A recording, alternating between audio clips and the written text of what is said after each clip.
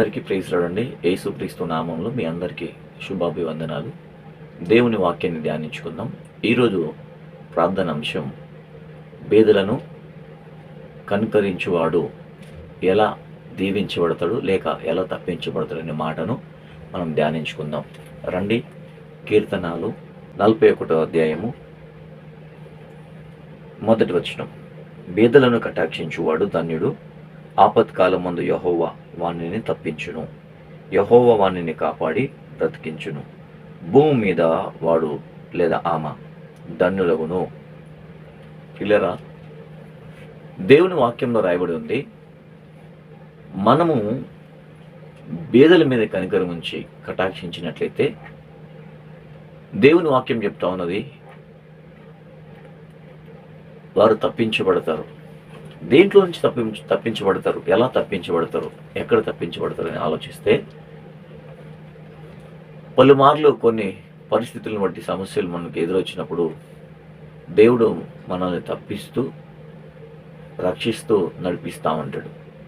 ఎలా తప్పిస్తాడంటే, బీదలను మనం ఎప్పుడైతే కనికరిస్తామో లేదా ధర్మం చేస్తామో లేదా మనకు తోచిన సహాయాన్ని వారికి అందిస్తామో, అది ఇక్కడ కదండి, పరలోకంలో దేవుని సన్నిధిలో మనం ఎంత భూమిన హెల్పింగ్ చేస్తూ ఉంటామో దాన్ని బట్టి దేవుడు అక్కడ మన జీవితంలో ఆయన రాసి ఉంచుతాడు.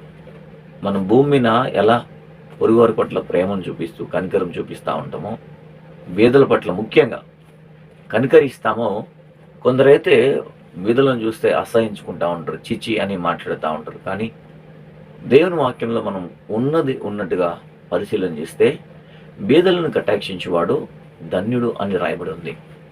అంతేకాదు, ఆపత్కాలమందు యెహోవా వారిని తప్పించును. చూద్దాం ఎలా తప్పిస్తాడో మనము మరొక లేఖన భాగాన్ని గమనిద్దాం. అపోస్తల కార్యము 9వ అధ్యాయము 36వ వచనంలో మనం ధ్యానించినట్లయితే ఇక్కడ ఒక మాట ఉన్నది. మరియు యొప్పేలో తబిత అను ఒక శిష్యురాలు ఉండెను. ఆమెకు భాషాంతరము డోరక అని పేరు. ఆమె సత్క్రియలను ధర్మకార్యములు బహుగా చేసి ఉండెను. ఆ దినము యందు కాయలపడి చనిపోగా వారు శవము కడిగి మేడ గదిలో పరుండబెట్టిరి. క్లియర్ గమనించండి. తబిత అనే ఒక స్త్రీ ఎంతో మంచి దైవిక భక్తి, దేవుని ప్రేమ లేక దేవుని యొక్క గుణగణాలు కలిగి జీవించిన స్త్రీ అని మనం చెప్పుకోవచ్చు. అయితే ఆమె అనేక ప్రజలకు మంచి హెల్పింగ్ నేచర్ కలిగి జీవించింది. అనేక ప్రజలకు హెల్పింగ్ చేస్తూ ఆ సమాజంలో మంచి పేరును సంపాదించుకుంది. ముఖ్యంగా బీదలైనటువంటి వారి పట్ల మంచి ప్రేమను చూపించింది.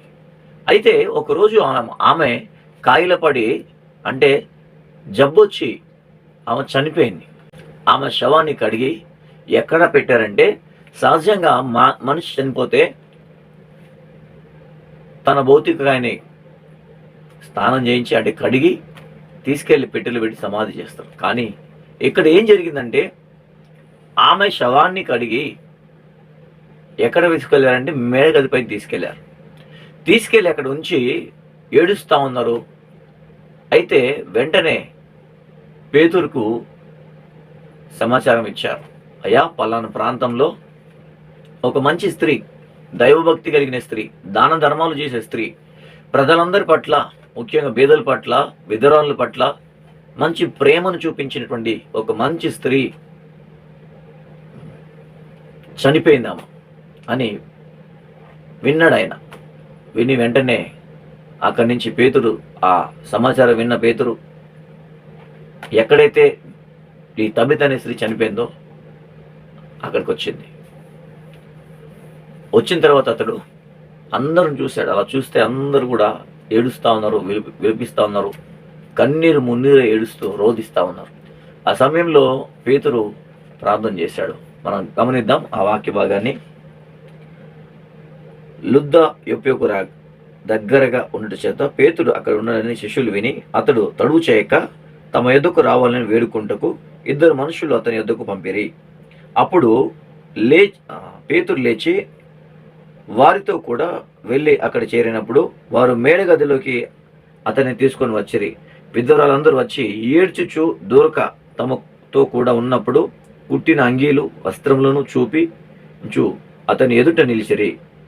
పేతురు అందరినీ వెలుపలికి పంపి మోకాలుండి ప్రార్థన చేసి శవం వైపు తిరిగి, తబిత లెమ్మనగా ఆమె కన్నులు తెరిచి పేతురు చూచి లేచి కూర్చుండెను.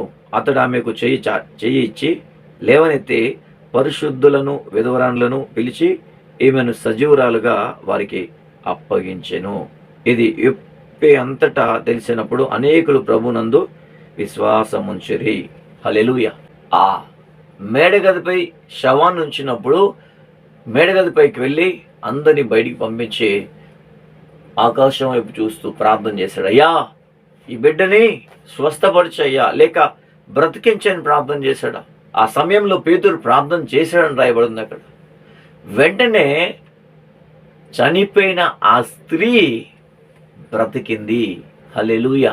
నమ్మగలరా మీరు? ఆశ్చర్యకార్యమా? ఎస్. వాక్యంలో మనం మొదటి భాగ్యంలోనే కీర్తనలు మనం చదివాం. చూద్దాం మరలో ఒకసారి. కీర్తనాలు 41 మొదటి వచనం. బేదలను కటాక్షించువాడు ధన్యుడు, ఆపత్కాలమందు యెహోవా వాణ్ణి తప్పించును, యెహోవా వాణ్ణి కాపాడి బ్రతికించును, భూమి మీద వాడు లేదా ఆమె ధన్యుడగును. చూసారా? ఆపద కాలంలో వారిని తప్పిస్తాడు. ఆపద వచ్చింది, చనిపోయిందేమో, కానీ దేవుడు మరలా బ్రతికించాడు. హల్లెలూయా. అక్కడ కింద మీరు చదివినట్లయితే మీకు అర్థమవుతుంది.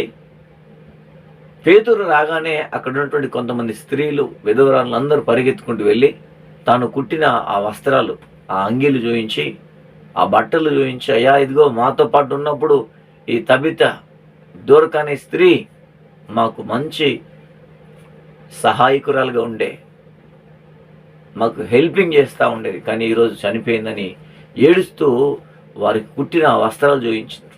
వెంటనే పేతురు కూడా వెళ్ళి ప్రార్థన చేయగానే దేవుడు స్వస్థతనిచ్చాడు. ఈరోజు చాలామందికి ఈ రహస్యం తెలియదండి కదా. ప్రతి మనిషి కూడా పొరుగు వారికి హెల్పింగ్ చేసేవారిగా ఉండాలి. అంటే దేవుడు నీకు ఇచ్చిన దాంట్లో నువ్వు ఒక్కడివే లేదా నువ్వు ఒక్కదానివే తినడం కాదండి. కష్టపడి సంపాదించినప్పుడు దేవునికి ప్రజలకు నీది నీకు ఇచ్చినప్పుడు దేవుడు ఇంకా అధికంగా నేను ఆశీర్వదిస్తాడు. ఇలాంటి కఠినమైన పరిస్థితుల్లో ఎవరు బ్రతికించలేరు, కానీ వర్డ్ ఆఫ్ గాడ్, వాక్యమైన దేవుడు బ్రతికించగలడు. వాక్యమైన దేవుడు సజీవంగా ఆయన మనల్ని నిలబెట్టగలడు. అందుకే వాక్యమైన దేవుని మీద మనం ఆధారపడాలి. ఆయన మీద ఆధారపడ్డప్పుడు ఆయన మన జీవితంలో ఘనమైన కార్యాలు చేయపూనుకుంటాడు. ఈ మాటలు వింటున్నా నా ప్రియ దేవుని బిడ్డలారా, ఒక్కసారి గమనించండి. ఎంతకాలమైంది కఠినంగా జీవిస్తూ మనం. అందుకే ఆ కఠినత్వాన్ని విడిచిపెట్టి దేవుని పరిశుద్ధతకు, దేవుని యొక్క వాక్యానికి, దేవుని మాటలకు, ఈ మాటలు వింటున్నా నువ్వు ఒక్కసారి లోబడినట్లయితే, ఒక్కసారి అలా పొరుగు వారికి నీకు చాతనని కాడికి పొరుగు వారి పట్ల ప్రేమను చూపించి, కనికరం చూపించి హెల్పింగ్ చేసినట్లయితే దేవుడు నీ జీవితంలో ఒక సమయంలో ఆపద వచ్చినప్పుడు దేవుడు తప్పకుండా తప్పిస్తాడు. ఇవి నా మాటలు కాదండి, వర్డ్ ఆఫ్ గాడ్, వాక్యంలో రాయబడిన మాటలు మాత్రమే చెప్తా ఉన్నా. కనుక ప్రియులారా, ఈరోజు ఒకవేళ చేయి ముడుచుకున్నట్లయితే అలా ఉంచకు. నీ చెయ్యి చాచి దిక్కులేని వారికి, బీదలకు, అనాథలకు, ఎంతోమంది తల్లిదండ్రులని పిల్లలు అనాథ ఆశ్రమంలో ఇలాంటి చాలామంది ఇలాంటి స్థితిలో బ్రతుకుతున్నారు. కనుక నీకు చేతనంత వరకు వారికి హెల్ప్ చేస్తూ పొరుగు వారికి సహాయకురాలుగా నువ్వు జీవించినప్పుడు దేవుడు నీ ఆపదలు నీకు తోడుగుంటాడు, నేను విడిపిస్తాడు, రక్షిస్తాడు. కాబట్టి తబిత అనే స్త్రీని మనం చూసి మంచి విషయాలను మనం నేర్చుకున్నాం. కనుక ప్రియులారా, ఈరోజు ఈ మాటలు మీ జీవితంలో, మీ కుటుంబంలో దేవుడు దీవించి ఆశీర్వదించునుగాక. May God bless you.